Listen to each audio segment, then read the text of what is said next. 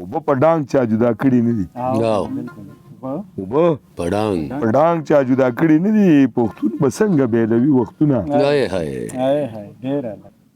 اور اخلم د ځانه دا لوګی څه دی او زه څه یم زار چې شملتانه سپېلنی څه دی او زه څه یم او په یو کلي کې مو داسې اختر تیر کړو په یو کلي کې مو داسې اختر تیر کړو نه ورغلی یم او نه راغلی دی سر صاحب زوړ غزل دی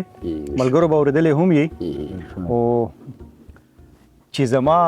ورباندې زړه راغلی دی چې زما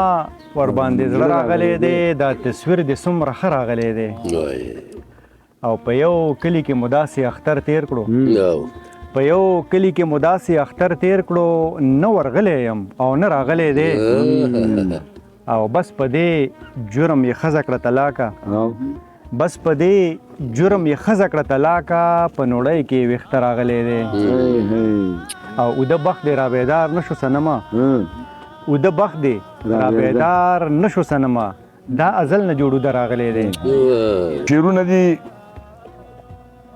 تاجوالي صنم صاحب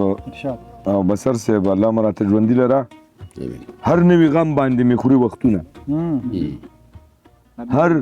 هر نوي غم باندې مې خوري وختونه او د خوږ زړګي مې ویني سکي وختونه نور یې په چا باندې وس نه رسیږي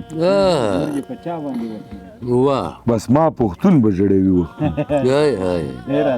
نورې په چا باندې وس نه رسیږي بس ما پښتون به ژړوي وختونه مونږ خو په مینې پسې مړه خلک یو مونږ له نفرت ولې کوي وختونه او اوبه په ډانګ چا جدا کړي نه دي اوبه په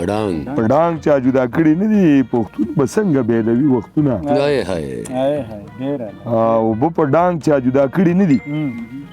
پښتون به څنګه بیلوي وختونه کله په بره کله ښکته یاره کډې په مونږه ګرځوي وختونه خو دردمن مومن په خوشحالۍ پسې مرم دردمن مومن په خوشحالۍ پسې مرم په ما غمونه وروي وختونه او هر نوي غم باندې مې خوري وختونه د خوږ زړګي مې ویني سکي وختونه په ډېر مینه یې ډالۍ خوشحاله شي داسې ده چې اسیر منګل صاحب وایي جی چې اور اخلم د ځانه دا لوګی څه دی او زه څه یم زار چې شملتانه سپېلنی څه دی او زه څه یم اور اخلم د ځانه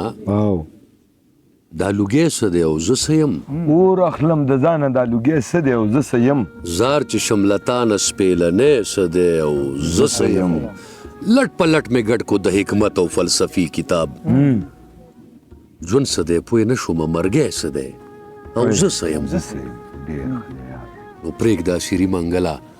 سر په دې نقطه خلاص کا عقل څه ته وایي لیونی څه دی او زه څه یم ژوندی راته اوسې بسر صاحب